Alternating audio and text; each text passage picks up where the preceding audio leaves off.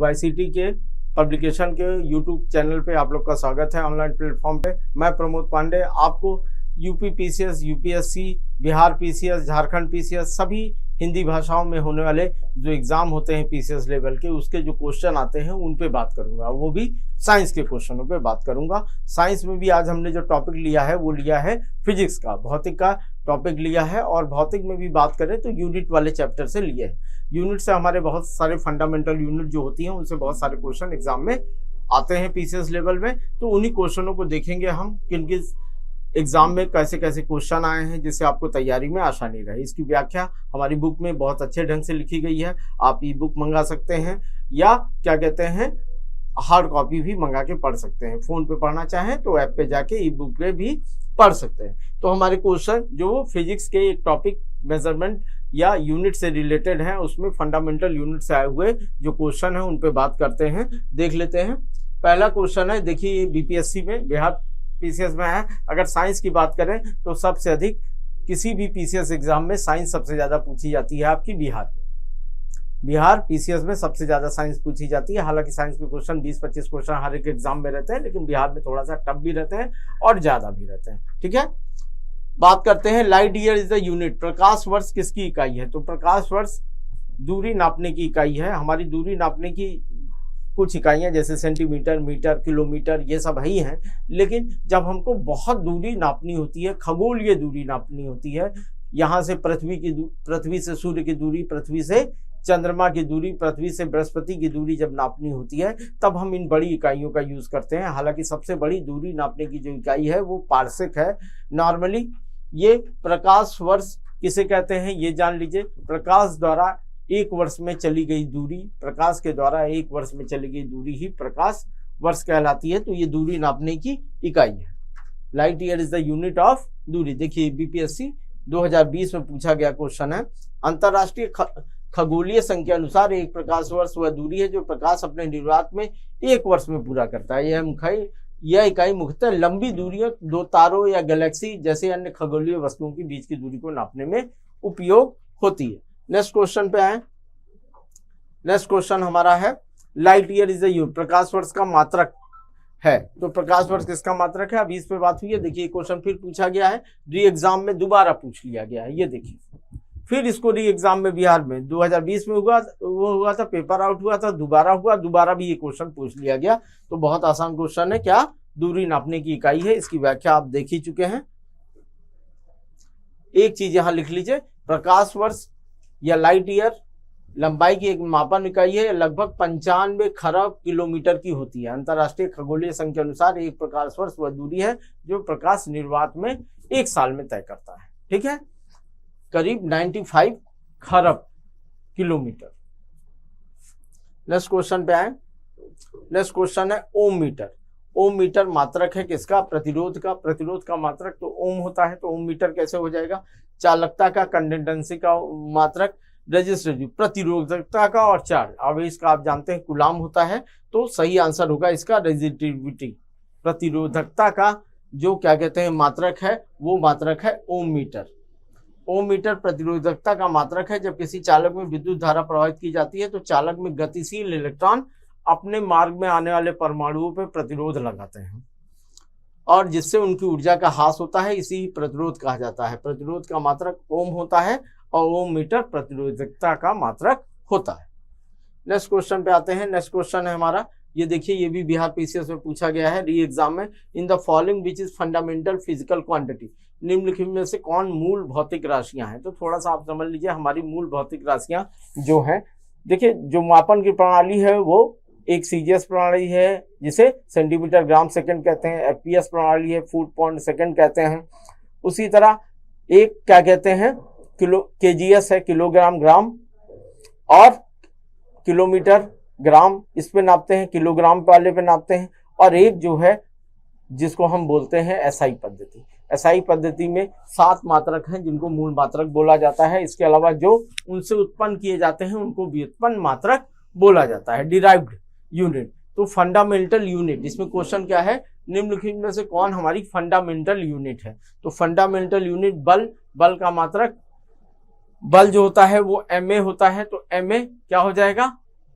M मास kilogram हो जाएगा, और मीटर स्क्वायर, इसको थोड़ा सा आप समझ लीजिए, F इजिकल टू हो गया MA, M का होता है किलोग्राम और इसका होता है मीटर पर सेकेंड स्क्वायर, तो मीटर पर सेकेंड स्क्वायर। तो ये फंडामेंटल यूनिट नहीं है, ये डिराइव्ड यूनिट है। अकेला किलोग्राम होता तो ये फंडामेंटल यूनिट हो जाती, ठीक है। तो वेलोसिटी ये मीटर पर सेकेंड स्क्वायर होता है, ये भी फंडामेंटल नहीं है। विद्युत धारा एम्पियर से नापी जाती है, ये आपकी फंडामेंटल यूनिट है। वर्क जो होता है F इंटू डी होता है, तो ये भी फंडामेंटल यूनिट नहीं है। तो फंडामेंटल यूनिट आपकी क्या है? विद्युत धारा है। नेक्स्ट क्वेश्चन पे आते हैं। नेक्स्ट क्वेश्चन हमारा है which of the following is a scalar quantity, निम्नलिखित में से कौन अदिश राशि है? तो अदिश राशि और सदिश राशि समझ लीजिए। अदिश राशि का मतलब होता है किसी चीज की अगर हम मात्रा निकालते हैं, यूनिट निकालते हैं, तो वो यूनिट में केवल परिमाण होता है, क्वांटिटी होती है, डायरेक्शन नहीं होता, तो वो अदिश राशि कहलाती है या स्केलर क्वांटिटी कहलाती है। और सदिश राशि या वेक्टर जिसमें परिमाण के साथ दिशा भी हो, जैसे फोर्स में परिमाण के साथ दिशा भी होती है। तो इसमें विच of the following is a scalar quantity, अदिश राशि है। अदिश राशि पहचानना है तो एक्सीलरेशन में हमेशा दिशा भी होती है और क्वांटिटी भी होती है। वेग में भी वेलोसिटी दिया है, स्पीड दिया होता तो वो हमारा स्केलर क्वांटिटी हो जाता, लेकिन वेलोसिटी दिया है, वेलोसिटी हमारी वेक्टर क्वांटिटी है। उसके अलावा प्रेशर हमारी अदिश राशि है। P is equal to F by A, ये हमारी क्या है? अदिश राशि है, जबकि force F is equal to MA ये सदिश राशि है। तो इसका सही आंसर होगा pressure. Next question, which are the following quantity is not a vector, निम्नलिखित में कौन सी सदिश राशि नहीं है, बताना है। सदिश राशि नहीं है तो हमारा डिस्प्लेसमेंट क्या है? इनिशियल पॉइंट और लास्ट पॉइंट के बीच की मिनिमम डिस्टेंस क्या कहलाती है? डिस्प्लेसमेंट, और ये एक सदिश राशि है। त्वरण अभी मैंने आपको बताया ये एक सदिश राशि है, V minus you upon T. उसके बाद आते हैं फोर्स पे, F इजिकल टू MA, ये भी सदिश राशि है। आयतन volume is equal to L cube, और यही हमारा क्या है? अदिश राशि है। तो इसमें सदिश राशि कौन सी नहीं है? आयतन। ठीक है, बहुत आसान से क्वेश्चन है ये क्वेश्चन पूछा गया है BPSC में। वह भौतिक राशियां जिन्हें व्यक्त करने के लिए परिमाण के साथ साथ दिशा की भी आवश्यकता होती है, सदिश राशियां कहलाती हैं। व्याख्या, वेग, संवेग, बल, विस्थापन, त्वरण, भार, विद्युत क्षेत्र, चुंबकीय क्षेत्र, विद्युत क्षेत्र की तीव्रता, आवेग, बल, आघूर्ण, ताप, प्रवणता, ये सब क्या है? सदिश राशियां हैं। Next question, which one of the following is a vector, निम्नलिखित में से कौन सी सदिश राशि है? UPRO ARO में पूछा गया है। सदिश राशि मतलब ऐसी जिसमें परिमाण के साथ दिशा भी हो। तो किसमें होगी? समय में कुछ ऐसा नहीं होता है, चाल में कुछ ऐसा नहीं होता है, अगर वेलोसिटी रहता तो हो जाता। डिस्प्लेसमेंट हमारा सदिश राशि है। देखिए थोड़ा सा यहां समझ लीजिए, ये व्यक्ति यहां से यहां गया, A पॉइंट से B पॉइंट तक गया, तो इसके B यहां से यहां तक जो इसने दूरी तय की वो क्या कहलाती है? डिस्टेंस। क्या कहलाती है? डिस्टेंस, जो एक हमारी अदिश राशि है। लेकिन इनिशियल पॉइंट और फाइनल पॉइंट के बीच की न्यूनतम दूरी क्या कहलाती है? डिस्प्लेसमेंट। क्या कहलाती है? डिस्प्लेसमेंट। तो इसमें दिशा निर्धारित होती है, ये हमारी एक सदिश राशि है। तो इसका सही आंसर विस्थापन होगा, डिस्प्लेसमेंट। इसका सही आंसर क्या होगा? डिस्प्लेसमेंट होगा। नेक्स्ट क्वेश्चन पे आते हैं। नेक्स्ट क्वेश्चन है हमारा, विच one of the following is a vector quantity, निम्नलिखित में से कौन सी सदिश राशि है? तो फिर पहचानिए, momentum M into V, momentum होता है M इंटू V, और ये हमारी एक सदिश राशि है क्योंकि इसकी दिशा निर्धारित होती है। प्रेशर हमने बता दिया अदिश राशि है, ऊर्जा भी अदिश राशि है और कार्य भी अदिश राशि है। तो हमारी सदिश राशि क्या है? मोमेंटम है।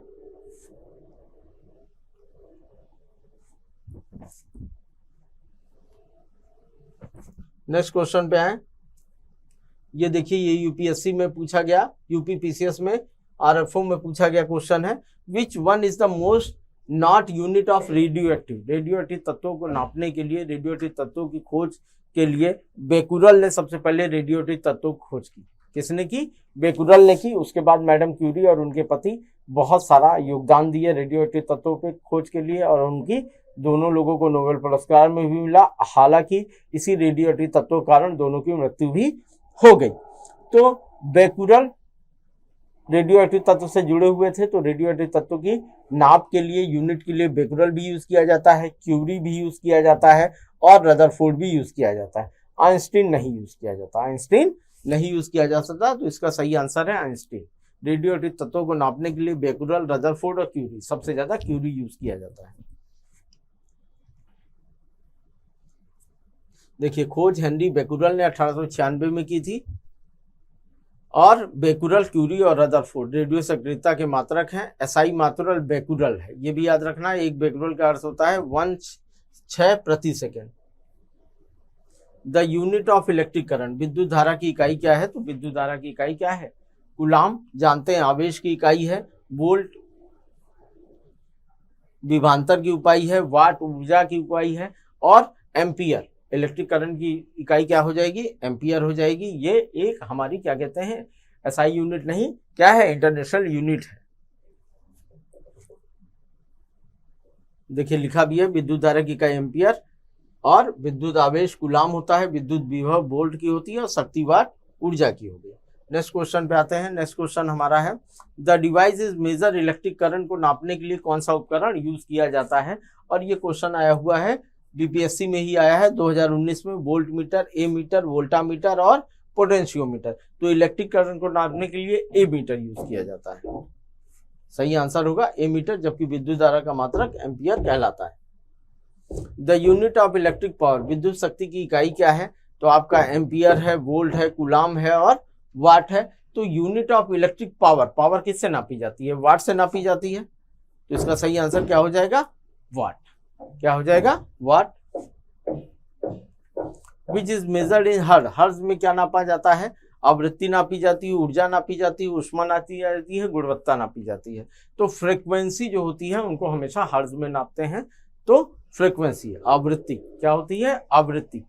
आवृत्ति का मतलब 1 सेकंड में दोलन कितनी बार गति कर रहा है, वही उसकी क्या कहलाती है? आवृत्ति कहलाती है। फ्रीक्वेंसी तो कंपन करता हुआ कण 1 सेकंड में जितना कंपन करता है वो उसकी आवृत्ति कहते हैं। हर्ट्ज से आवृत्ति नापी जाती है। 20 हर्ट्ज से 20,000 हर्ट्ज वाली आंतरिक तरंगे श्रव्य तरंगे कहलाती हैं, क्योंकि हम उन्हीं को सुन सकते हैं, इसके अलावा हम सुन नहीं सकते हैं। तो 20 हर्ट्ज से लेके 20,000 हर्ट्ज तक। फ्रीक्वेंसी इज मेजर, आवृत्ति को मापा जाता है। तो फ्रीक्वेंसी अभी बात हुई किससे नापी जाती है? हर्ट्ज से। किससे नापी जाती है? हर्ट्ज से नापी जाती है फ्रीक्वेंसी। ठीक है। नेक्स्ट क्वेश्चन पे आते हैं। विच one of the following quantities does not have unit, निम्नलिखित में से किस राशि का मात्रक नहीं है? तो बल का मात्रक होता है, प्रेशर का मात्रक होता है, प्रतिबल का मात्रक होता है। बल का जो मात्रक होता है न्यूटन, उसी का अपोजिट प्रतिबल होता है, उसका भी न्यूटन होता है। दाब का भी मात्रक न्यूटन पर मीटर स्क्वायर होता है, लेकिन विकृति स्ट्रेन का कोई मात्रक नहीं होता। तो इसका आंसर सही होगा स्ट्रेन। इसमें गलत दिया है, लेकिन इसका सही आंसर क्या होगा? स्ट्रेन या विकृति। विकृति का व्याख्या, प्रतिबल का एसआई मात्रक न्यूटन मीटर पर सेकेंड है, बल का एसआई मात्रक न्यूटन है, और दाब का पास्कल होता है, जबकि विकृति का कोई मात्रक नहीं होता है। तो ये क्वेश्चन गलत दिया हुआ है इसमें, मतलब क्वेश्चन सही है, आंसर गलत दिया हुआ है। आंसर इसका होगा सी, और इसमें दे रखा है ए। ठीक है, इसको सुधार लिया जाएगा। ठीक है। Next question, the unit of pressure, दाब का मात्रक क्या है? तो दाब पहले समझ लीजिए होता क्या है। प्रेशर इज इक्वल टू होता है force upon area. Force upon area. Force को हम लिखते हैं न्यूटन से, और इसको लिखते हैं मीटर स्क्वायर से। एरिया को मीटर स्क्वायर से। तो देखिए क्या है, यहाँ पे क्या आंसर हो जाएगा? Kilogram centimetre square, kilogram centimetre square, kilogram. तो इसमें हो जाएगा नन ऑफ दीज। क्या हो जाएगा सही आंसर इसका? None of these. इसका सही आंसर हो जाएगा नन ऑफ दीज। ये देखिए न्यूटन प्रति वर्ग मीटर स्क्वायर होता है। ये क्वेश्चन आया है बीपीएससी में।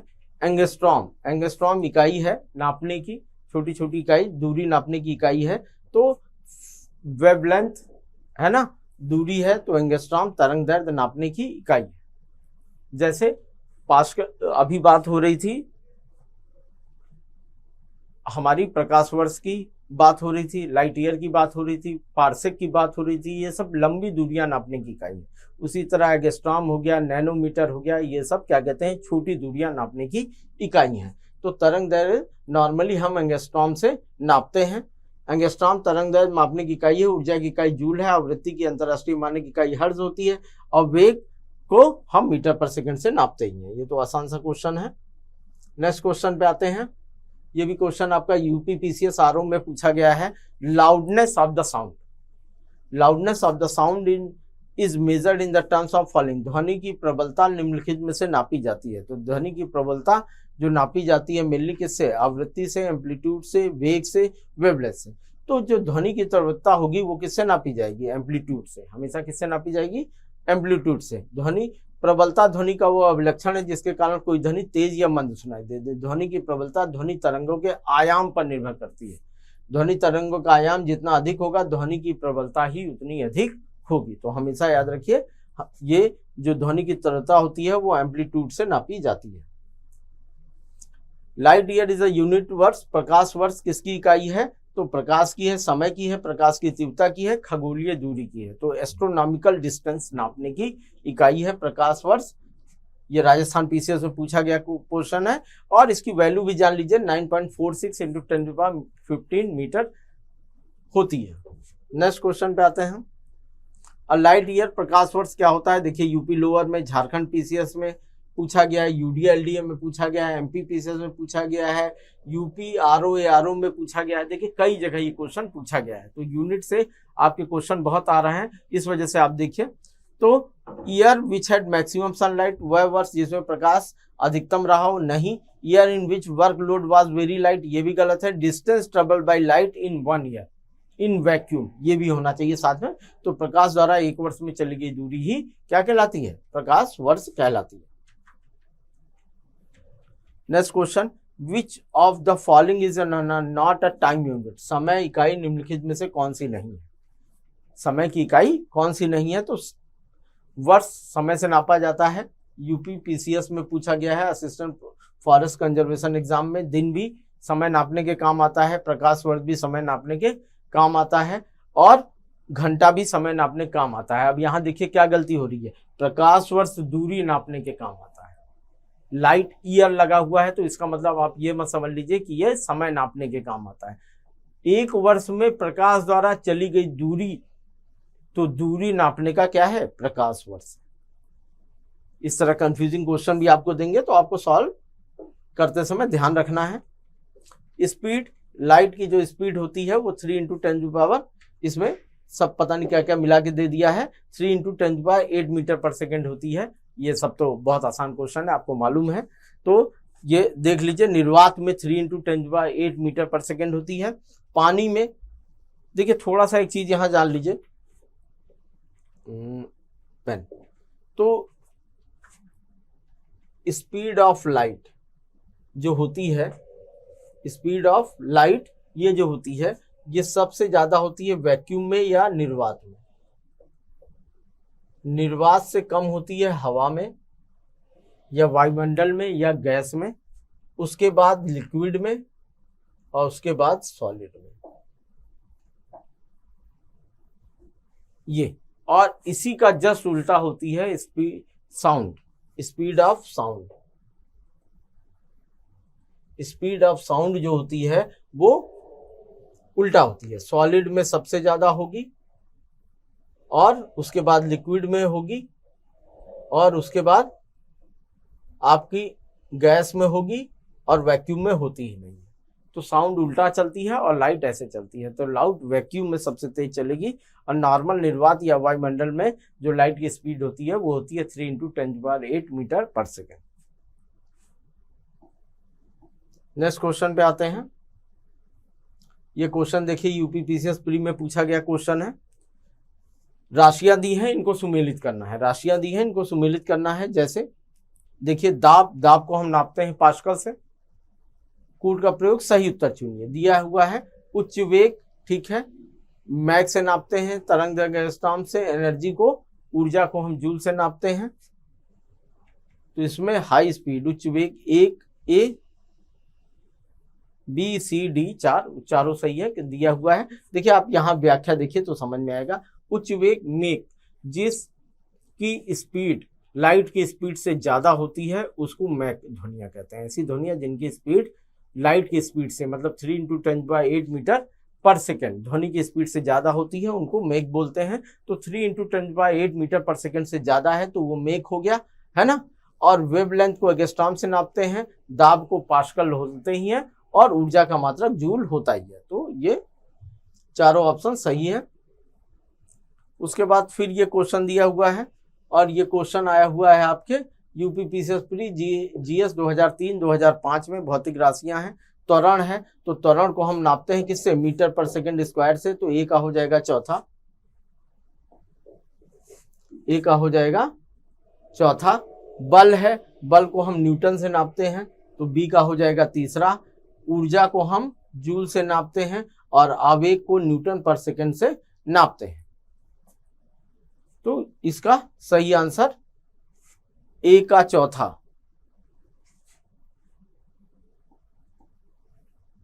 ए का चौथा इसमें दे रखा, तो ये सही आंसर हो जाएगा। ठीक है, नेक्स्ट क्वेश्चन पे आते हैं। माइक्रोन, एक माइक्रोन कितने के बराबर होता है, तो एक micron is equal to 10⁻⁶ metre हो गया। तो माइक्रोन छोटा होता है तो मिलीमीटर में दे रखा है, ये इन्होंने मिलीमीटर में देखा है। एक माइक्रोन 10⁻⁶ मीटर तथा एक मीटर में 1000 मिलीमीटर। तो अच्छा कुल मिला के ये आ गया आपका 1/1000 मिलीमीटर। तो 10⁻⁶ मीटर होता है, इतना याद रखेंगे तो उससे आप निकाल लेंगे एग्जाम में। छोटी दूरी नापने की इकाई है ये सब। Picogram is equal to, picogram भी छोटी इकाई दूरी नापने की है। पिकोग्राम होता है 10⁻⁻12 और फर्मी होता है 10⁻⁻15। तो थोड़ा याद रखिए इसको। पिकोग्राम 10⁻12 होता है, नैनोग्राम 10⁻⁻9 होता है ना। और 10⁻⁻15 ग्राम को फेम्टोग्राम या फेदो बोलते हैं। तो ये याद रखिए, फर्मी भी बोलते हैं इसको। और सबसे छोटी जो होती है 10⁻⁻50 ग्राम होती है। ये क्वेश्चन भी एग्जाम में आया है, हो सकता है मिल जाए यहाँ पे। ये देखिए उत्तराखंड में आया हुआ है। नैनो कण का आकार निम्नलिखित में से किसके बीच होता है। तो नैनो कण का आकार बहुत छोटा होता है, मैंने क्या बताया 10⁻⁹ मीटर। तो nm नैनोमीटर दिया है तो इतना होगा 100 nm। 1 नैनोमीटर से लेके 100 नैनोमीटर के बीच नैनो कण का आकार होता है, इन्हें नैनोकण कहते हैं। नॉर्मली आप समझिए 1 × 10⁻⁹ और 1 × 10⁻7 मीटर के बीच होता है, इन्हें नैनोकण कहा जाता है। नेक्स्ट क्वेश्चन पे आए। क्वेश्चन है, how can the height of the person who is the 6 feet टाल बी एक्सप्रेस। तो 6 फुट लंबा है तो उसकी व्यक्ति की ऊंचाई नैनोमीटर में। तो 6 फुट है तो 6 फुट को पहले मीटर में बदलिए, मीटर को नैनोमीटर में बदलिए। तो आईएएस में ये क्वेश्चन आया है तो इसका कितना हो जाएगा 183 × 10⁷ नैनोमीटर। कितना हो जाएगा, देखिए व्यक्ति की लंबाई 6 फुट और 3.628 फुट इज इक्वल टू कितना हो गया 1 metre. 3.28 foot is equal to 1 metre. तो 6 फुट इज इक्वल टू 1/3.28 × 6। तो इससे निकल के आया 1.83 मीटर। अब 1.83 मीटर आ गया और एक नैनोमीटर में 10⁻⁻ नैनोमीटर होते हैं, तो इसको डिवाइड करेंगे तो आ जाएगा 1.83 × 10⁷ नैनोमीटर। 183 नैनोमीटर या 1.83 10⁹ नैनोमीटर। तो दोनों याद रखिए। तो जब देखिए यूपीएससी ने पूछा है तो इसमें आपको मालूम होना चाहिए 1 मीटर में कितना फुट होता है। उससे 6 फुट की लंबाई मीटर में निकालेंगे तो मीटर में नैनोमीटर आपको मालूम है, फिर उससे निकाल लेंगे। नेक्स्ट क्वेश्चन आते हैं। 1 नैनोमीटर होता है, देखिए फिर उसी तरह से पूछा है 1 नैनोमीटर कितने मीटर के बराबर होता है। 10⁻⁹ मीटर के बराबर होता है। जब 10⁻⁹ था उसके बाद किसमें पूछा है, सेंटीमीटर में बचा है तो 2 और कम कर देंगे तो 10⁻⁷ सेंटीमीटर हो जाएगा, क्योंकि 1 मीटर में 100 सेंटीमीटर होता है, इसलिए 10⁻⁷ सेंटीमीटर।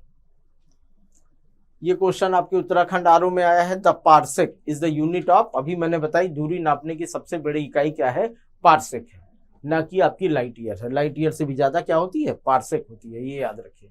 उधर फेदोमीटर सबसे छोटी इकाई है और दूरी नापने की सबसे बड़ी इकाई पार्सेक होती है।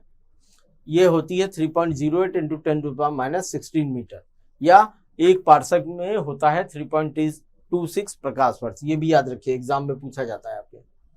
फिर है यूपीपीसीएस में पूछा गया क्वेश्चन है शॉर्टेस्ट यूनिट ऑफ द लंबाई नापने की सबसे छोटी इकाई, अभी बात हुई है हमारी फर्मीमीटर। क्या होती है? फर्मीमीटर 10⁻15 मीटर होगा ये देखिए। Micron 10⁻6 metre, nanometre 10⁻9 metre, angstrom 10⁻10 metre और फर्मीमीटर 10⁻15 मीटर। पार्सेक सबसे लंबी इकाई है और फर्मीमीटर सबसे छोटी इकाई है दूरी नापने की। आते हैं question 1 nanometre is equal, 1 nanometre बराबर होता है किसके? फिर उसी तरह क्वेश्चन 10⁻9 मीटर, तो ये कितनी बार आ गया? ये कब पूछा गया क्वेश्चन है? उत्तराखंड पीसीएस में पूछा गया, 2016 में है। 1 नैनोमीटर लगभग 10⁻9 मीटर होता है। गणित में 1 के बाद 1 अरबवें भाग को नैनो कहते हैं, 1 अरबवें भाग को नैनो कहते हैं। नेक्स्ट क्वेश्चन है हमारा राजस्थान पीसीएस में पूछा गया है a particle having at least 1 dimension less than 10⁻7 metre. अभी बात हुई है 10⁻7 से जो छोटा होगा वो क्या होगा? नैनो पार्टिकल होगा। क्या होगा? नैनो पार्टिकल होगा। नैनो तकनीकी या नैनो प्रौद्योगिकी में व्यवहारिक विज्ञान के क्षेत्र में 10⁻9 स्केल में प्रयुक्त और अध्ययन किए जाने वाले सभी तकनीकों और संबंधित विज्ञान का समूह है। अर्थात एक कण जिसकी कम से कम एक बीमा 10⁻7 मीटर से कम हो नैनो पार्टिकल कहलाता है, जिसका अध्ययन नैनो टेक्नोलॉजी में किया जाता है। Parsec unit is a measure astronomical distance is equal to कितनी होती है? तो अभी बात हुई है 3.25 लाइट ईयर। कितनी होती है? 3.25 लाइट ईयर होती है।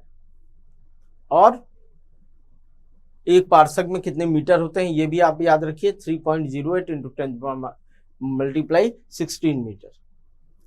नेक्स्ट क्वेश्चन पे आते हैं, what is the SI unit of mechanical energy? तो एनर्जी चाहे मैकेनिकल हो, चाहे स्टैटिक एनर्जी हो, चाहे नॉर्मल एनर्जी हो, सब किस में नापी जाती हैं? जूल में। एनर्जी का मात्रा क्या होता है? जूल। चाहे वो हाफ mv² हो, चाहे mgh हो, दोनों किस में नापी जाएंगी? जूल में। द यूनिट ऑफ वर्क, कार्य का मात्रक क्या होता है? तो कार्य जो होता है वो क्या होता है? जो ऊर्जा का मात्रक होता है वही कार्य का मात्रक होता है, तो जूल। किसी वस्तु पर बल लगाकर बल की दिशा में वस्तु का विस्थापन उत्पन्न करना कार्य कहलाता है। W = F/d। यह एक अदिश राशि होती है। कार्य का मात्रक जूल या न्यूटन मीटर होता है। कभी कभी न्यूटन मीटर भी पूछ लेगा, इसलिए आप याद रखिए बल विस्थापन होता है।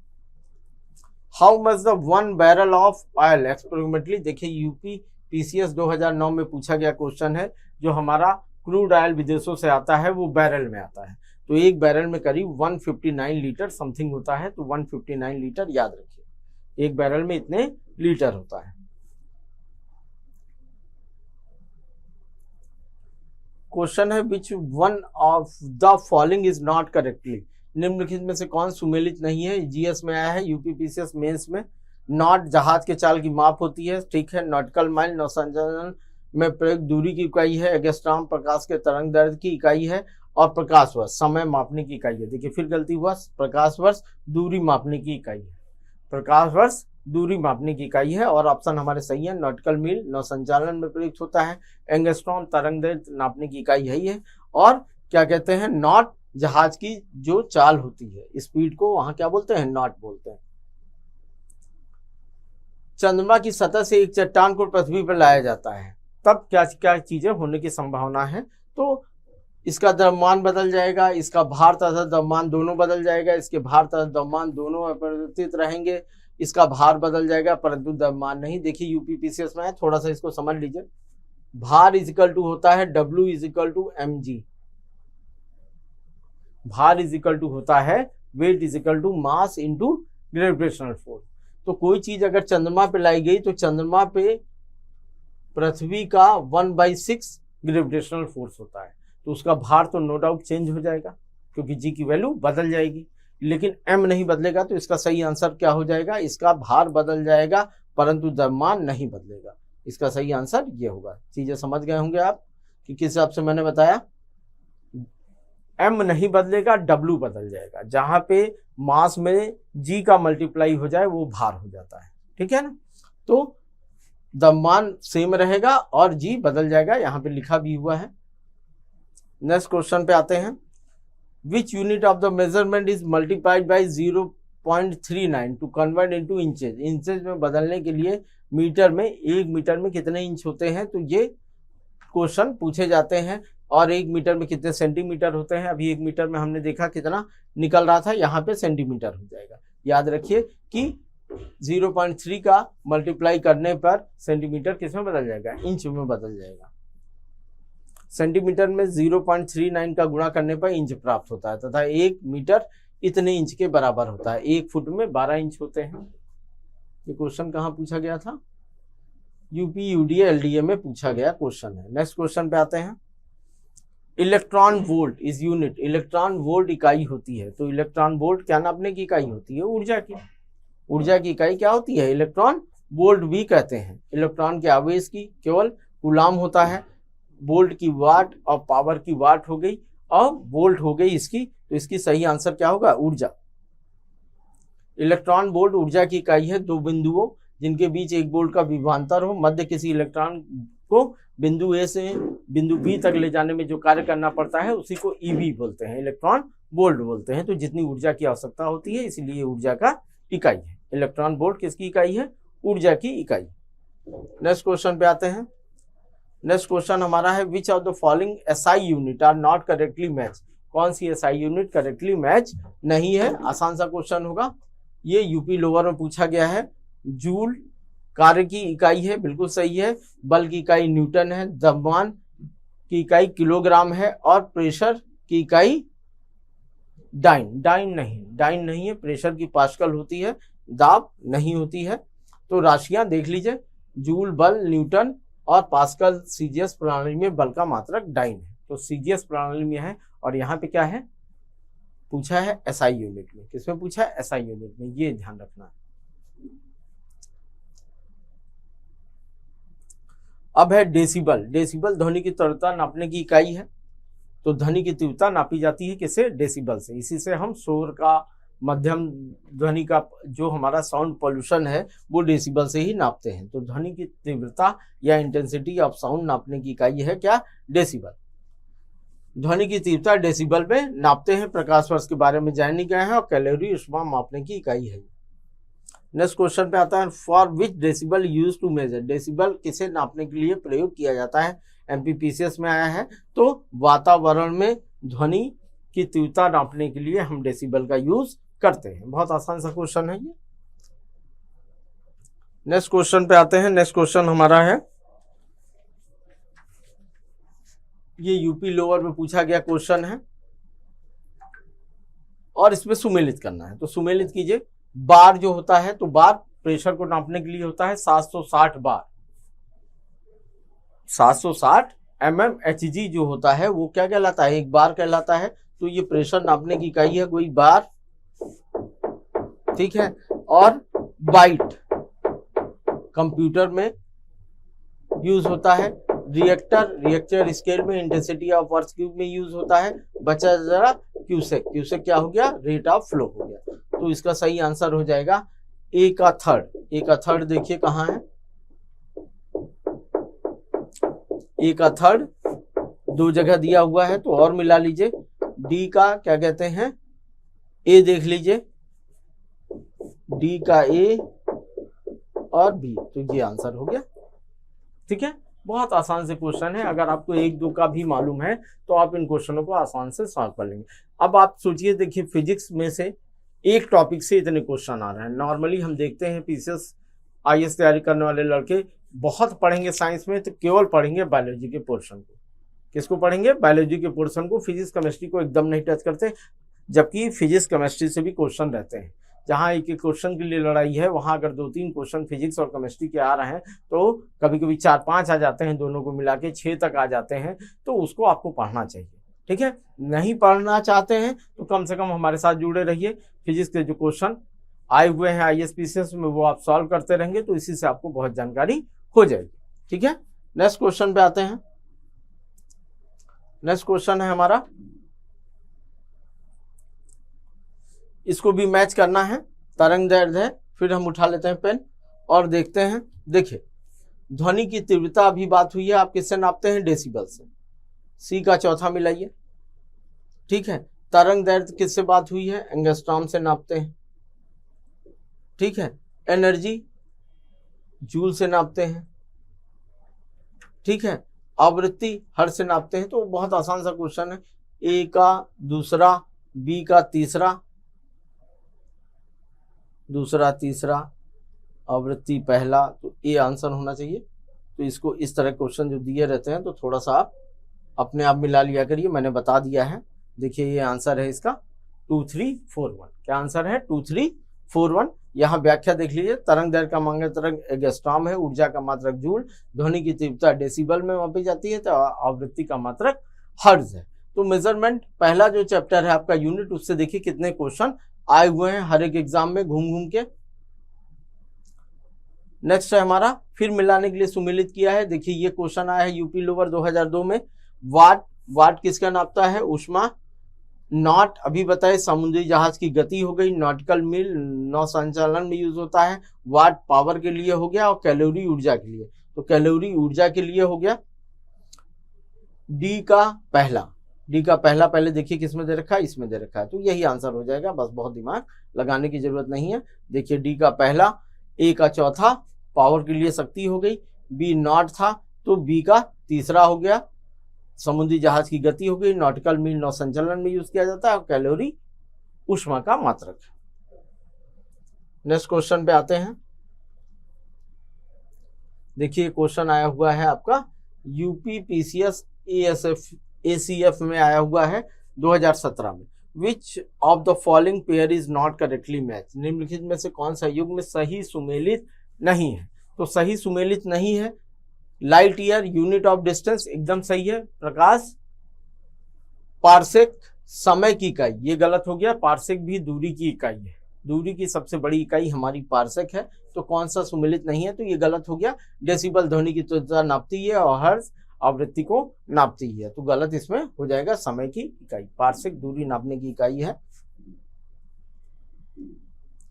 नेक्स्ट क्वेश्चन पे आते हैं।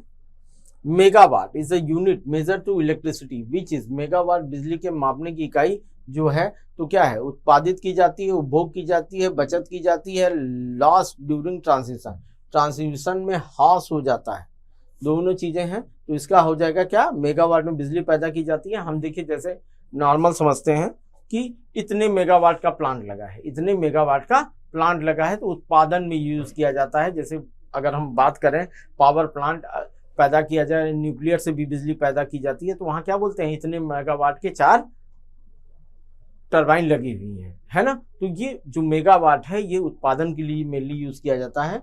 तो मेगावाट बिजली के मापने की इकाई है जो उत्पादित की जाती है। वाट विद्युत शक्ति की इकाई है जो प्रति सेकंड 10⁷ अर्ग या 1 जूल होती है। और किलोवाट विद्युत शक्ति की इकाई है जो 1000 वाट का बल्ब लगभग 1 घंटे तक जलता है। नेक्स्ट क्वेश्चन है हमारा, tachyon particle having speed faster than light. बहुत अच्छा, ये उत्तराखंड में पूछा है। Part of the heavy nuclei atom, और वायु में ध्वनि की गति से तीव्र गति वाले कण, टाइकॉन, और अमाउंट ऑफ वाटर वाइब्रेशन, तो इसमें होगा प्रकाश की गति से तीव्र गति वाले कण, particle having speed faster than light. ऐसे कण जिनकी स्पीड लाइट की स्पीड से अधिक है उनको क्या बोलते हैं? टेकियान बोलते हैं। टेकियान ग्रीक भाषा का शब्द है, इसका अर्थ है ऐसी परिकलनात्मक कण जो प्रकाश की गति से तीव्र गति से चलते हैं। तो ऐसा होता नहीं है, लेकिन ये पूछा गया है तो इस वजह से।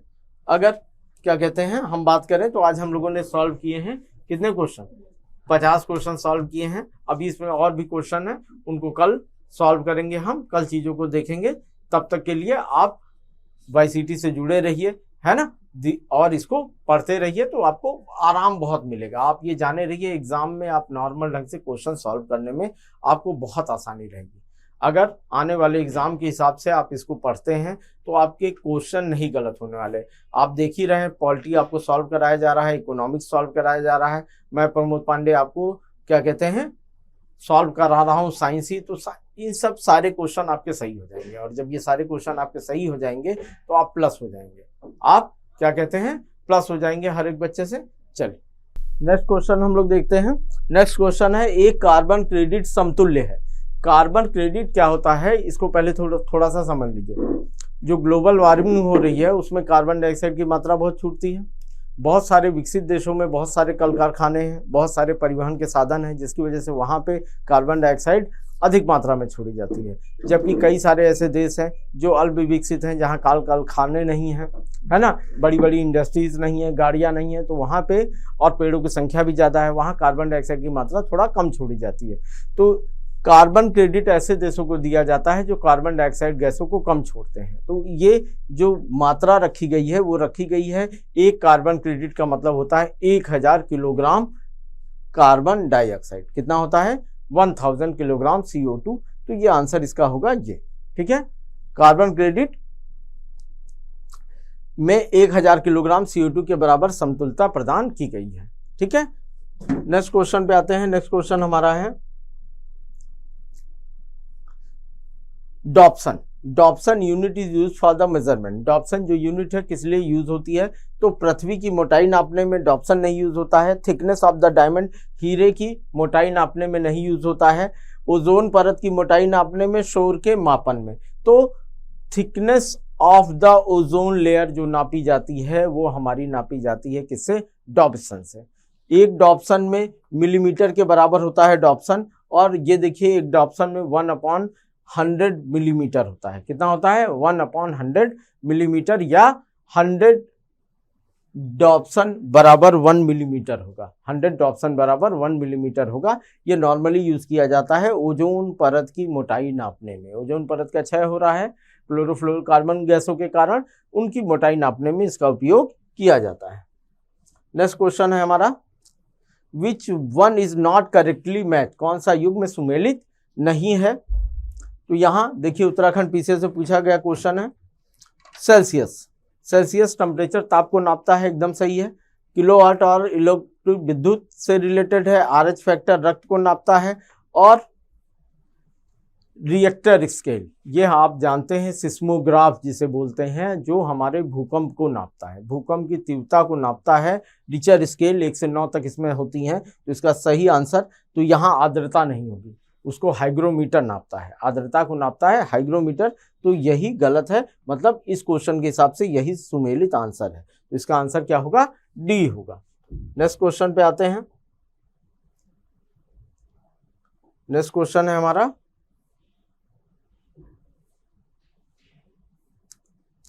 पास्कल। पास्कल किसकी इकाई है, तो पास्कल दाब की इकाई है। नॉर्मल आप याद रख लीजिए, पास्कल मेजरमेंट में दाब की इकाई है। आर्द्रता, दाब, वर्षा, तापमान। तो इसमें सही आंसर आपका होगा क्या, दाब, प्रेशर। प्रेशर को पास्कल से नापते हैं, तो इसका सही आंसर है प्रेशर। नेक्स्ट क्वेश्चन पे आते हैं। Joule is related to energy like the pascal is related to. तो अभी इस पे बात हुई है, देखिए ये फिर पूछा गया है MPPCS में, तो थोड़ा सा समझ लीजिए। P = होता है F/A। F का होता है न्यूटन और इसका होता है मीटर स्क्वायर, और इसी को बोलते हैं पास्कल, इसी को बोलते हैं पास्कल। तो पास्कल प्रेशर से रिलेटेड है, ठीक है। नेक्स्ट क्वेश्चन पे आते हैं। नेक्स्ट क्वेश्चन हमारा है,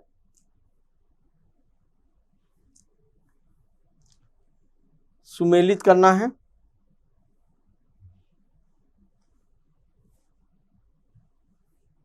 और joule is related to energy like the pascal is related to, संबंधित ये हो चुका प्रेशर या दबाव से। जो नेक्स्ट क्वेश्चन है हमारा वो ये है, 1 kilogram upon centimetre pressure is equivalent to 1 kilogram किसके बराबर होता है, एक बार के बराबर होता है। किसके बराबर होता है, एक बार के बराबर होता है हमेशा। P = HDG भी होता है। P = HDG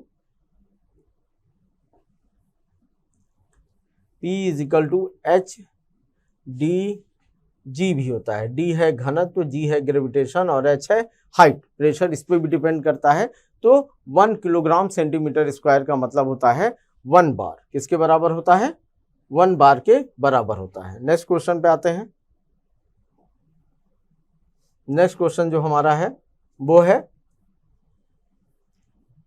what is the measurement in cusec. Cusec में क्या नापा जाता है, तो क्यूसिक में क्या चीज नापी जाती है, थोड़ा देखिए। जल की शुद्धता नहीं, ये नहीं नापी जाती है। जल की गहराई नहीं, जल का बहाव, जल की मात्रा। तो आप देखते हैं गंगा में बाढ़ आ गई, क्यूसिक फुट पानी छोड़ा गया है ना, तो क्यूसिक फुट जल के प्रवाह को नापा जाता है क्यूसिक फुट में। क्यूसिक फुट का मतलब एक आयतनकार पाइप जो है उसमें से पर सेकंड जितने घन सेंटीमीटर पानी निकलता है उसी को क्यूसिक फुट बोलते हैं।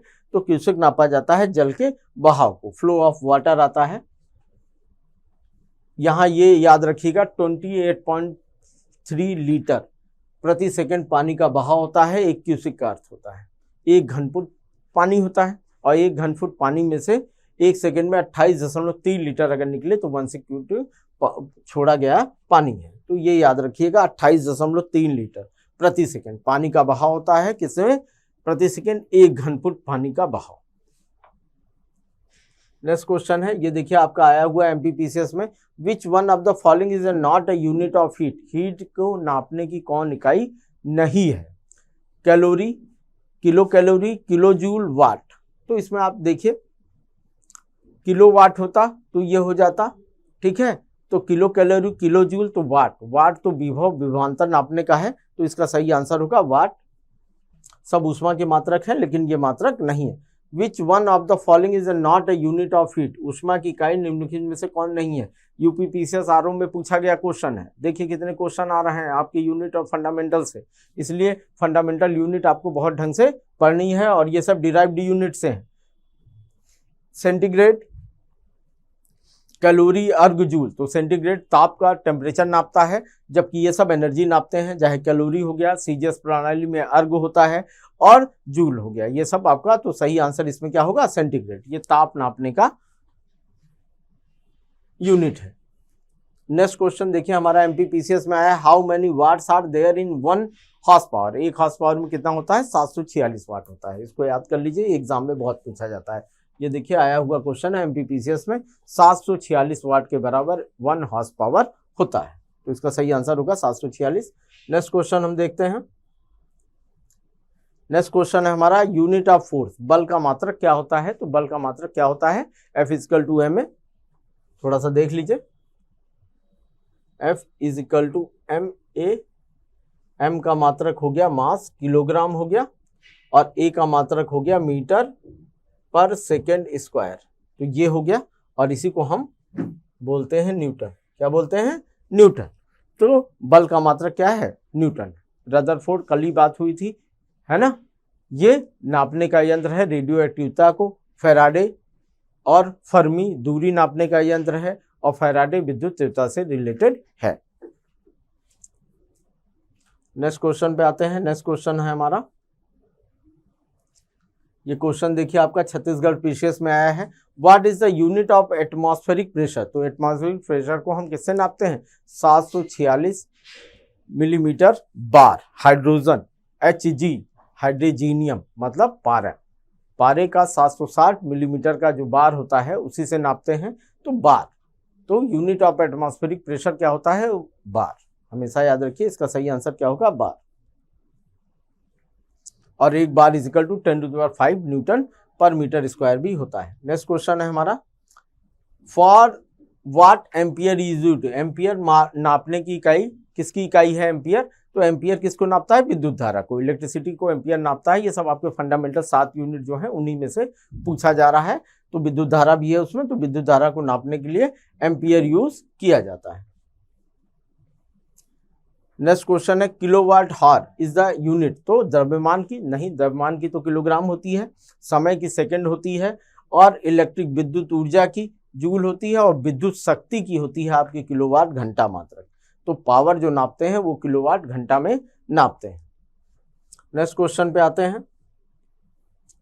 नेक्स्ट क्वेश्चन है हमारा, the value of 1 kilowatt hour. 1 kilowatt की वैल्यू क्या होती है? तो हमेशा होती है 3.6 × 10⁶ जूल होती है। तो इसको थोड़ा सा समझ लीजिए, 1 किलोवाट घंटा लिखा है, तो 1 में होती है 3.6, और सेकेंड में उसको बदलेंगे और उस तरह बदलेंगे तो ये आ जाएगा जूल। इतने जूल 1 किलोवाट घंटा के बराबर होता है। ये याद रखिए, ये भी एग्जाम में पूछा जाता है। नेक्स्ट क्वेश्चन पे आते हैं। अब पूछा जाता क्या है, आप देख रहे हैं ये सब क्वेश्चन एग्जाम में आए हुए हैं। चालक की विद्युत प्रतिरोधकता की इकाई क्या है, राजस्थान में आया है तो ओम है। विद्युत प्रतिरोधकता किससे नापी जाती है, ओम से नापी जाती है ना।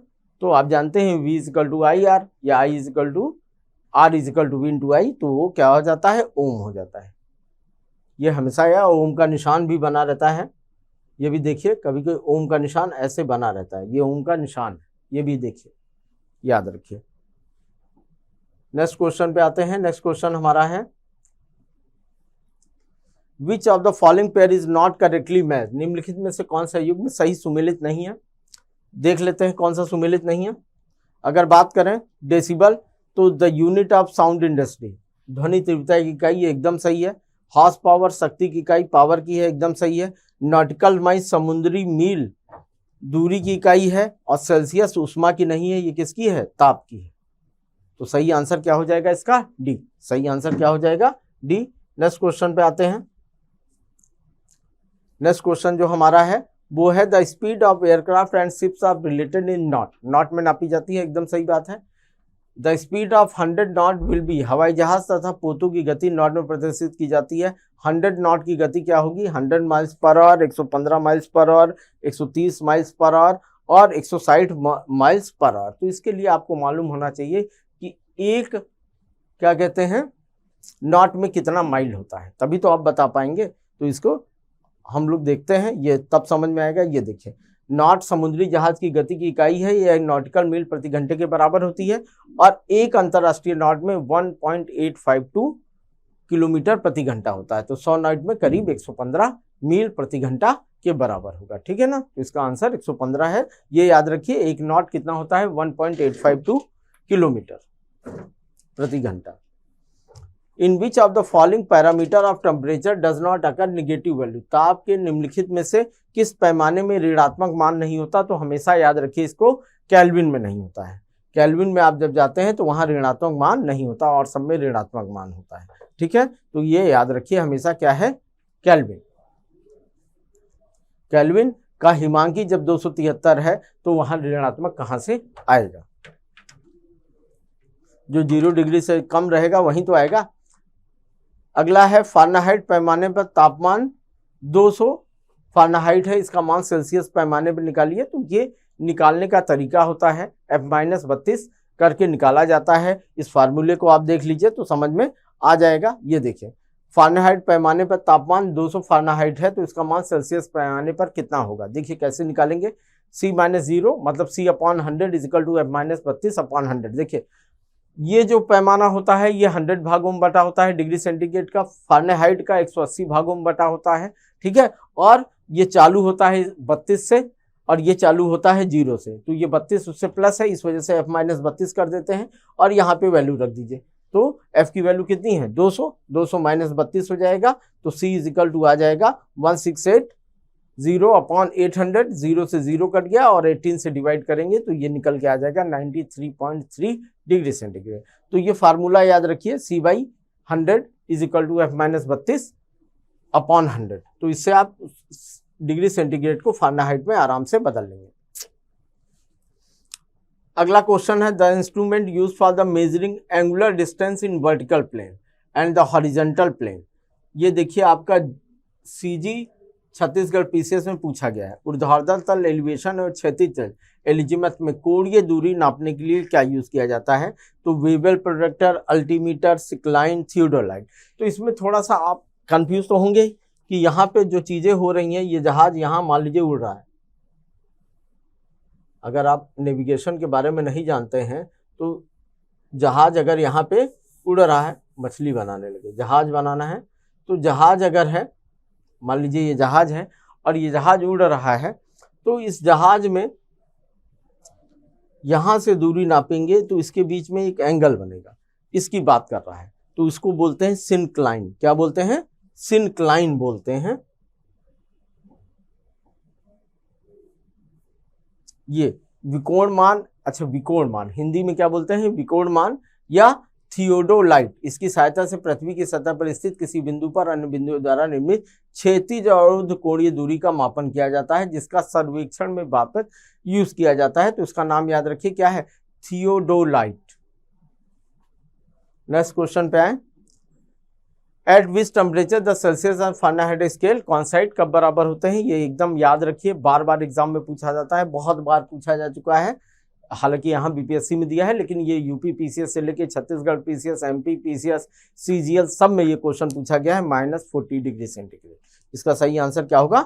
-40 डिग्री सेंटीग्रेड। इसका भी वही फार्मूला है, F-32 मल्टीप्लाई F/9 और 273.1 के, क्योंकि केल्विन है तो इस वजह से ये निकल जाएगा। और जब इसमें वैल्यू रखेंगे तो आप देखेंगे दोनों वैल्यू इक्वल रखने पे आ रहा है कितना? -40 degree centigrade. Ringelmann scale, Ringelmann scale का प्रयोग निम्नलिखित से घनत्व नापने में होता है। तो घनत्व किसका नापा जाएगा? प्रदूषित जल का, धुएं का, ध्वनि का, कोहरे का। तो कोहरे में यूज होता है रिंगलमैन स्केल, यूज होता है फॉग में। किसमें यूज होता है?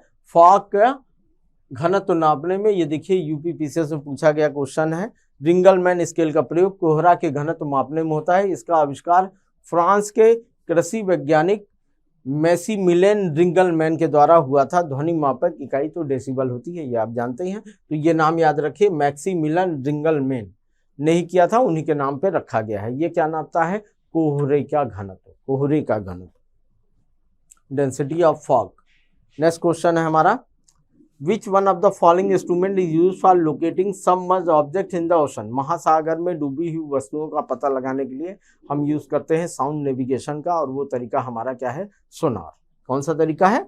सोनार है। तो सोनार यहाँ दिया है, साउंड है ना, साउंड नेविगेशन तरीका है। उसमें साउंड लौट के चली आती है। इसमें एक तकनीक है जो नैनो संचालन तथा जल के अंदर या सतह पर वस्तुओं का पता करने के लिए परासर्व ध्वनि तरंगे संचरण का उपयोग करती है। इस तकनीक से समुद्र की गहराई भी मापी जाती है। वास्तव में इस तकनीक में एक तरफ से परासर्व ध्वनि तरंगों को भेजा जाता है, फिर वो लौट के आती हैं और उनके द्वारा चली गई दूरी निकाल ली जाती है। जो दूरी निकलती है उसको 2 से डिवाइड कर देते हैं। इससे पता लग जाता है, क्योंकि जाने और आने में भी देखिए, यह समझिए, ये एक शिप है और ये है गहराई। अब यहां से तरंगे भेजी जाए, परासर्व तरंगे, तो फिर ये लौट के भी जाएंगे। इन ध्वनि की जो स्पीड है वो हमको मालूम है, हम ही भेज रहे हैं, और उसके बाद टाइम निकाल लेंगे कितने समय में आती है। तो फिर नॉर्मल फार्मूला यूज करेंगे, speed is equal to distance upon time, और इससे हमारी डिस्टेंस निकल जाएगी। डिस्टेंस हो जाएगी s इंटू टी, क्योंकि स्पीड भी मालूम है और आने जाने में जो समय लगा वो भी मालूम है। तो इससे इस परासर्व ध्वनि तरंगों के द्वारा चली गई दूरी मालूम हो जाएगी। लेकिन ये दूरी चूंकि एक बार गई है और एक बार आई है, इसलिए इस जो दूरी निकलेगी इसको 2 से डिवाइड कर लेंगे, तब जाके हमारी असलियत में जो गहराई होगी वो निकल आएगी, या डूबी हुई चीज कितनी दूरी पे है ये दूरी भी निकल जाएगी। तो डिस्टेंस नापने के लिए ये यूज किया जाता है। नेक्स्ट हमारा क्वेश्चन है सोनार। फिर सोनार से रिलेटेड है। देखिए यूपी पीसीएस से पूछा गया है। अधिकतर प्रयोग किया जाता है कहाँ? नौ संचालन में, नेविगेटर में यूज किया जाता है। नेक्स्ट क्वेश्चन है, which instrument is use for measure humidity? आर्द्रता नापने के लिए हम लोग यूज करते हैं हाइग्रोमीटर। क्या यूज करते हैं? हाइग्रोमीटर। तो यहाँ सही आंसर हो जाएगा बी। ठीक है। पायरोमीटर उच्च तापमान को नापने के लिए यूज करते हैं। इलेक्ट्रोमीटर दूध की शुद्धता नापने के लिए करते हैं, और हाइड्रोमीटर पानी को नापने के लिए करते हैं। तो यहाँ पे क्या है? आर्द्रता है, तो उसके लिए क्या लिए हैं? हाइग्रोमीटर। नेक्स्ट क्वेश्चन है, which one of the following thermometer is known as the pyrometer? कौन से तापमापियों में पायरोमीटर कहा जाता है? जो विकिरण को नापते हैं, बहुत उच्च तापमान को, 2000 डिग्री सेंटीग्रेड से ज्यादा तापमान को, सूर्य के तापमान को नापना है, जहां पे सौर विकिरण होता है तो उसको नापते हैं। तो विकिरण तापमापी, रेडिएशन थर्मोमीटर्स इनको बोला जाता है। और इनसे हमेशा ध्यान रखिए 2000 डिग्री सेंटीग्रेड से लेके 12000 डिग्री सेंटीग्रेड तक तो मापन किया जा सकता है। नेक्स्ट क्वेश्चन पे आते हैं। ये क्वेश्चन देखिए आपका यूडीए, एलडीए, यूपी लोअर कई जगह पूछा जा चुका है। निम्नलिखित में से किसे 1500 डिग्री सेंटीग्रेड से अधिक तापमापन हेतु प्रयोग किया जाता है? वही पायरोमीटर है आपका, है ना। तो चिकित्सा संबंधी थर्मामीटर, थर्मोमीटर, पायरोमीटर। तो इसका सही आंसर क्या होगा? पायरोमीटर होगा। नेक्स्ट है, निम्नलिखित में से कौन सा यंत्र महासागर की गहराई नापने के लिए यूज होता है? तो महासागर की गहराई नापने के लिए सोनार का उपयोग किया जाता है और यंत्र का नाम है फेदोमीटर। क्या नाम है? Fathometer. Fathometer is use to क्या नापने के लिए? भूकंप के लिए आप देखिए सिस्मोग्राफ यूज किया जा रहा था, वर्षा के लिए हाइड्रोमीटर है ही है, समुद्र की गहराई नापने के लिए फेदोमीटर यूज किया जाता है, ध्वनि की तीव्रता डेसिबल से नापी जाती है, तो यहाँ समुद्र की गहराई हो जाएगा। आसान सा क्वेश्चन है, आसान सा इस वजह से आपको लग रहा है क्योंकि आया हुआ है। अब है pyrometer is used for measuring, किस लिए? विकिरण को नापने के लिए, अत्यधिक उच्च तापमान को नापने के लिए। सोलर रेडिएशन, सन स्पॉट, हवा ताप, पौधक ताप, तो सोलर रेडिएशन। इसका सही आंसर क्या हो जाएगा? Solar radiation. नेक्स्ट क्वेश्चन पे आते हैं। नेक्स्ट क्वेश्चन है हमारा, पायरोमीटर का प्रयोग करते हैं। देखिए कितनी बार पूछा गया है, यूपीपीसीएस मेंस में, यूपीपीसीएस मेंस में, फिर 2004 में, फिर 98 में, छत्तीसगढ़ में, ठीक है, कई जगह उत्तराखंड में पूछा गया है। तो पायरोमीटर तापमान नापने के लिए है, वो भी तापमान उच्च तापमान हो उसको नापने के लिए है। नेक्स्ट क्वेश्चन है हमारा, निम्नलिखित यंत्रों में से किसका उपयोग अत्यधिक उच्च तापमान को नापने के लिए किया जाता है? फिर देखिए ये क्वेश्चन रिपीटेड है। अत्यधिक उच्च तापमान को नापने के लिए हम यूज करते हैं किसका? पायरोमीटर का। किसका यूज करते हैं? पायरोमीटर का। वह थर्मामीटर जो 2000 डिग्री सेंटीग्रेड तापमान मापने हेतु प्रयुक्त होता है। फिर उस क्वेश्चन को घुमा के पूछा है और इसका सही आंसर है हमारा रेडिएशन पायरोमीटर। क्या नाम है उसका? Radiation pyrometer. अगला है मैच द फॉलोइंग, तो इसको मैच करना है। पेन उठा लीजिए। अब देखिए, ए मीटर आपका विद्युत धारा को नापता है, अमीटर विद्युत धारा को नापता है, हाइग्रोमीटर अभी बात हुई आर्द्रता को नापता है, ठीक है, बैरोमीटर दाब को नापता है और स्प्रिंग तुला भार को नापती है। बस अब मिला लीजिएगा, सही आंसर आपको मिल जाएगा। नेक्स्ट क्वेश्चन पे आते हैं।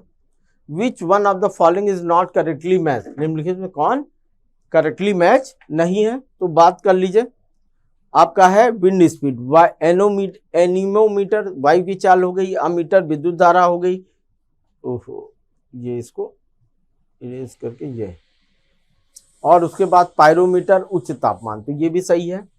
अमीटर इलेक्ट्रिक करंट नापने के लिए हो गया और एनीमोमीटर विंड स्पीड नापने के लिए हो गया। तो टेक्योमीटर ये दाबांतर नापने के लिए नहीं होता है, ये वायुयान और मोटर शॉफ्ट की गति नापने के लिए होता है। तो ये याद रखिए, टेक्योमीटर वायुयान एवं मोटर शॉफ्ट की गति नापने के लिए होता है।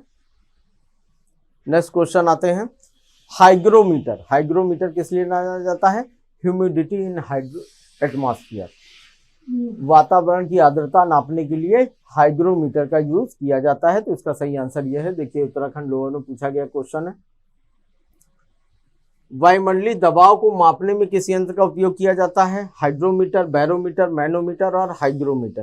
तो सब पे बात हो चुकी है ना। हाइग्रोमीटर आर्द्रता के लिए हो गया है, हाइड्रोमीटर वर्षा की मात्रा के लिए हो गया है, तो बैरोमीटर इसका सही आंसर है। एमपीपीसीएस में पूछा गया क्वेश्चन है। मैनोमीटर आप देख लीजिए, गैसों का दाब मापा जाता है। हाइड्रोमीटर में द्रवों का अपेक्षित घनत्व नापा जाता है। The liquid use in simple barometer में क्या यूज किया जाता है? पारा यूज किया जाता है। क्या यूज किया जाता है? पारा यूज किया जाता है। मरकरी हमेशा याद रखिए, क्या यूज किया जाता है? मरकरी। नेक्स्ट क्वेश्चन है, sudden drop of mercury level in barometer indicate. Barometer में अचानक गिरावट आ जाने से क्या कर रहा है? तो इसका मतलब हवा का दाब कम हो रहा है, हवा का दाब प्रेशर कम हो रहा है। तो इसका मतलब क्या है? वो जगह खाली हो रही है, उसको भरने के लिए बाहर से हवा तेजी से आएगी, मतलब तूफान आने की सूचना हो रही है। तो इसका सही आंसर क्या होगा? स्टॉर्म, तूफान आने की सूचना। अगर बैरोमीटर में अचानक कमी आ जाए इसका मतलब क्या है, तूफान आने की सूचना है। फिर मिलाने के लिए आता है कौन करेक्टली मैच नहीं है। देखिए मैनोमीटर प्रेशर नहीं, बैरोमीटर होता है, कार्बोरेटर आंतरिक दहन इंजन के लिए, कार्डियोग्राफ हृदय गति को नापने के लिए होता है ईसीजी, और सिस्मोग्राम कर्वेचर ऑफ सरफेस पृष्ठ तल की वक्रता। तो यही गलत हो गया, अपने आप सही आंसर मिल गया। तो ये सिस्मोग्राफ क्या होता है, भूकंप की तीव्रता नापने के लिए होता है। नेक्स्ट क्वेश्चन है हमारा, the velocity of wind is measured, वायु की गति किसके द्वारा नापी जाती है। बैरोमीटर द्वारा प्रेशर नापा जाता है, एनीमोमीटर, हाइड्रोमीटर, विंड वेन। तो इसमें दो है, एनीमोमीटर और विंड वेन। तो विंड वेन वायु की गति किससे नापी जाती है, तो इसका सही आंसर एनीमोमीटर होता है। आप विंड समझ के विंड वेन ना मार दीजिएगा, वायु की गति एनीमोमीटर द्वारा नापी जाती है। Which of the following is measured by the anemometer, anemometer से क्या नापा जाता है, अभी बात हुई है, पानी गहराई, पवन वेग, फोर्स ऑफ द विंड नापा जाता है एनीमोमीटर से। अगला क्वेश्चन है, the intensity of earth Q, earth Q की तीव्रता किससे नापी जाती है, रिचर स्केल से नापी जाती है। ठीक है, तो बैरोमीटर, हाइड्रोमीटर, पॉलीग्राफ और रिचर स्केल जो नापता है उसको यंत्र को क्या बोलते हैं, सिस्मोग्राफ। तो सिस्मोग्राफ से हम भूकंप की तीव्रता नापते हैं। इसमें 1 से 9 तक पॉइंट बने होते हैं, जितना अधिक पॉइंट है उतनी अधिक उच्च तीव्रता का भूकंप आने वाला है। नेक्स्ट क्वेश्चन है हमारा, निम्न में से किसको भूकंप संबंधी जानकारी के लिए प्रयुक्त किया जाता है, तो गीगर, मूलक, गणक को, पायरोमीटर को, वायु दाबमापी को, सिस्मोग्राफ को। तो किसको यूज किया जाता है, सिस्मोग्राफ को। एनीमोमीटर सिस्मोग्राफ है ना। रॉसी फेरल स्केल, इसके मापक स्तर 1 से 11 तक रखे गए हैं। मरकरी स्केल इसमें 12 तक है, और रिएक्टर स्केल जो होता है वो 0 से 9 स्तर तक होता है। हर एक में का मतलब है कि उससे 10 गुना अधिक तीव्रता का भूकंप आ रहा है। हर एक पॉइंट में आगे बढ़ेंगे तो 10 गुना ज्यादा पे वो लगाया गया। अगला हमारा क्वेश्चन है, लिक्विड क्रिस्टल आर यूज्ड, ये जो द्रव क्रिस्टल प्रयुक्त होते हैं है ना, किस में यूज होते हैं, कलाई घड़ियों में, पॉकेट कैलकुलेटर में, प्रदर्शन डिस्प्ले बोर्ड में, जैसे ये डिस्प्ले बोर्ड है। तो ये जो क्वार्ट्ज होते हैं, क्वार्ट्ज सभी में यूज होते हैं, क्वार्ट्ज सभी में यूज होते हैं, ये हमेशा याद रखिए। इसलिए आप देखते हैं क्वार्ट्ज घड़ियां भी आती हैं। सुमेलित कीजिए, तो सुमेलित कीजिए, स्टेथोस्कोप, स्फिग्नोमैनोमीटर, स्फेग्नोमैनोमीटर पहले आप समझ लीजिए, आपका ब्लड प्रेशर नापने के लिए होता है। स्टेथोस्कोप जो डॉक्टर आपके धड़कनों की आवाज पहचानने के लिए लगाते हैं, दिल में यहाँ लगाते हैं, सीने में, पीठ में लगाते हैं, दिल की धड़कन और सांस लेने की तीव्रता को स्टेथोस्कोप से, स्फेग्नोमीटर हो गया आपके प्रेशर से, और उसके बाद लक्स मीटर हो गया, ये हो गया प्रकाश की तीव्रता नापने के लिए यूज किया जाता है। और कैरेटोमीटर किस लिए हो गया, ये हो गया सोने की शुद्धता नापने के लिए। कैरेट सोना, जैसे 18 कैरेट का है, 20 कैरेट का है, तो कैरेटोमीटर सोने की तीव्रता नापने के लिए यूज होता है। तो फिर से एक बार देख लीजिए, स्टेथोस्कोप क्या हो गया, ये हो गया हृदय की ध्वनि सुनने के लिए यूज होता है। स्फेग्नोमीटर क्या हो गया, रक्तचाप या ब्लड प्रेशर नापने के लिए होता है। कैरेटोमीटर सोने की शुद्धता के लिए, और लक्स मीटर जो होता है प्रकाश की तीव्रता, इंटेंसिटी ऑफ लाइट नापने के लिए यूज किया जाता है। नेक्स्ट क्वेश्चन पे आते हैं। नेक्स्ट क्वेश्चन है हमारा, which equipment is use to measure blood pressure, कौन सा यंत्र रक्त दाब मापने में प्रयोग होता है। देखिए कितनी बार ये क्वेश्चन पूछा गया है, बिहार में, यूपी में, उत्तराखंड में। तो स्फेग्नोमैनोमीटर, अभी बात हुई है, क्या है, स्फेग्नोमैनोमीटर यूज होता है रक्तदाब नापने में। नॉर्मली इसमें जो यूज किया जाता है वो पारा यूज किया जाता है, आजकल इलेक्ट्रिक भी आ गए हैं, लेकिन पारा यूज किया जाता है। अगर हम बात करें stethoscope use by doctor work in the principle of, डॉक्टरों द्वारा प्रयुक्त होने वाला स्टेथोस्कोप, हृदय की धड़कन सुनने वाला, अभी बात हुई थी। व्यतिकरण पे, परावर्तन पे, रिफ्लेक्शन पे, तो किस पे यूज करता है ये, ध्वनि तरंगों के अध्यारोपण पे, इम्पोजिशन ऑफ साउंड वेव्स पे करता है। सही आंसर क्या होगा इसका, इम्पोजिशन ऑफ साउंड वेव्स पे करता है। जरा समझिए, इम्पोजिशन ये है तरंगे, मान लो हृदय की तरंगे हैं, और ये इम्पोजिशन है, जब ये एक दूसरे के ऊपर से धड़कनें गुजरती हैं तो इसी को इम्पोजिशन बोलते हैं और इसी पे डिपेंड करता है और इसी से नापते हैं। इम्पोजिशन ऑफ साउंड वेव्स, ध्वनि तरंगों का अध्यारोपण, और इसके ये किस प्रिंसिपल पे काम करता है? स्टेथोस्कोप। कौन यूज करता है? डॉक्टर स्टेथोस्कोप का यूज करते हैं। नेक्स्ट क्वेश्चन हम देखें। नेक्स्ट क्वेश्चन है हमारा फिर मिलाने के लिए है। एनीमोमीटर वायु की गति नापने के लिए यूज होता है, अभी बताया गया। सिस्मोग्राम भूकंप नापने के लिए होता है। बैरोग्राफ वायुमंडलीय दाब को, और हाइग्रोमीटर वायुमंडलीय आर्द्रता को नापने के लिए यूज होता है। बहुत आसान सा है, आप इसको मिला लेंगे आराम से, इसका आंसर दे देंगे जो भी होगा 1 2 3 4। नेक्स्ट क्वेश्चन पे आते हैं।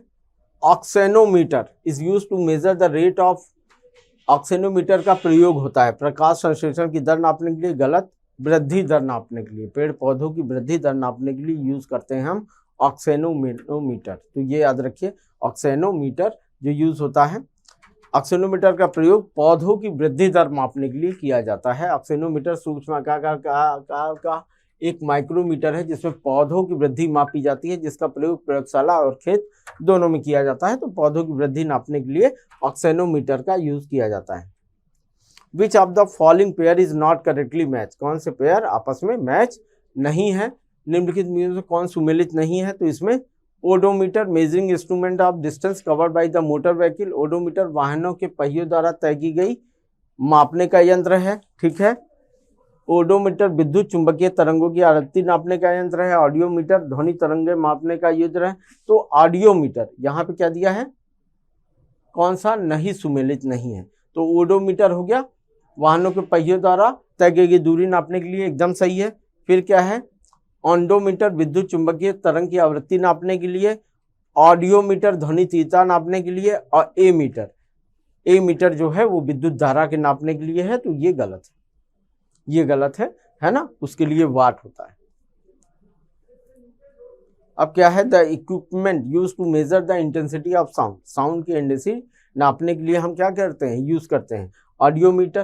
क्या यूज करते हैं, साउंड की इंटेंसिटी नापने के लिए ऑडियोमीटर यूज करते हैं। बहुत आसान सा क्वेश्चन। और क्रोनोमीटर की सहायता से जलयानों में सही समय का पता लगाया जाता है। एनीमोमीटर हवा की चाल हुई गई है आपकी। अब है mercury is generally use in thermometer due to character, पारे का साधारणतः तापमापी यंत्रों में उपयोग किया जाता है क्योंकि इसकी विशेषता है उच्च घनत्व, उच्च द्रव्यता, उच्च प्रसारण शक्ति, हाई एक्सपेंशन एबिलिटी, थोड़ा सा गर्म होते ही फैलने लगता है, इस वजह से टेम्परेचर नापने में इसका यूज किया जाता है। नेक्स्ट क्वेश्चन है हमारा फिर मिलाने के लिए है। तो लैक्टोमीटर जो होता है वो दूध की शुद्धता नापने के लिए होता है। ए मीटर बात हो गई हमारी विद्युत धारा नापने के लिए होता है। हाइग्रोमीटर आर्द्रता नापने के लिए होता है। और वोल्ट मीटर जो होता है वो इलेक्ट्रिक पोटेंशियल नापने के लिए यूज होता है। तो इसको आप आराम से मिला लेंगे। फिर से एक बार सुन लीजिए, लैक्टोमीटर दूध की शुद्धता के लिए, ए मीटर विद्युत धारा के लिए, हाइग्रोमीटर आर्द्रता के लिए, और वोल्ट मीटर विद्युत विभव को नापने के लिए उपयोग होता है। नेक्स्ट क्वेश्चन पे आते हैं। नेक्स्ट क्वेश्चन हमारा एमपीपीसीएस में पूछा गया है। The density of milk is measured by, दूध का घनत्व नापने के लिए हम लोग यूज करते हैं क्या, लैक्टोमीटर। या दूध की शुद्धता भी इससे पता चलती है, इससे पता चलता है दूध में कितनी वसा है, वसा की मात्रा पता करने के लिए हम लोग लैक्टोमीटर का उपयोग करते हैं। नेक्स्ट क्वेश्चन है हमारा, microscope is use for the study of which following. Microscope, micro माने छोटी चीज, तो छोटी चीजों को देखने के लिए हम यूज करते हैं माइक्रोस्कोप का, जो छोटी चीजों को बड़ा कर दे। तो सूक्ष्म एवं पास की वस्तुओं को देखने के लिए हम यूज करते हैं। टेलीस्कोप दूर की चीजों को देखने के लिए यूज करते हैं। साइंस ऑफ मेजरिंग टाइम, समय मापक विज्ञान क्या है, हॉरोलॉजी, कॉस्मोलॉजी, टोमोग्राफी, हाइड्रोलॉजी। देखिए यूनान में हॉरो माने होता है समय, तो समय मापक विज्ञान हॉरोलॉजी। इसीलिए आप देखिए ज्योतिष विज्ञान में भी हारो का यूज किया जाता है, ज्योतिष विज्ञान में भी हारो का यूज किया जाता है। नेक्स्ट क्वेश्चन है हमारा, द सेक्सटेंट, एक सेक्सटेंट प्रयुक्त होता है, ये एक यंत्र है। पहाड़ी का क्षेत्रफल नापने के लिए नहीं, भवन की चौड़ाई नापने के लिए नहीं, वस्तु की ऊंचाई नापने के लिए, मकान का आयतन नापने के लिए। तो वस्तु की ऊंचाई नापने के लिए यूज होता है सेक्सटेंट, एक यंत्र है, याद रखिए एग्जाम में। हालांकि यूपी पीसीएस में पूछा है तो 2-4 क्वेश्चन, चूंकि ये एग्जाम जो है फॉरेस्ट कंजर्वेशन एग्जाम है तो फॉरेस्ट में चीज़ों की जरूरत पड़ती है, पौधों की लंबाई नापने के लिए और ऊंचाई नापने के लिए, तो ये नॉर्मल ध्यान रखिए, वस्तु की ऊंचाई नापने के लिए इसका उपयोग किया जाता है। अगला है instrument use to measure the intensity of light. Light की, प्रकाश की तीव्रता नापने के लिए हम जो यूज करते हैं वो क्या होता है? लक्स। तो लक्स मीटर इसका सही आंसर है।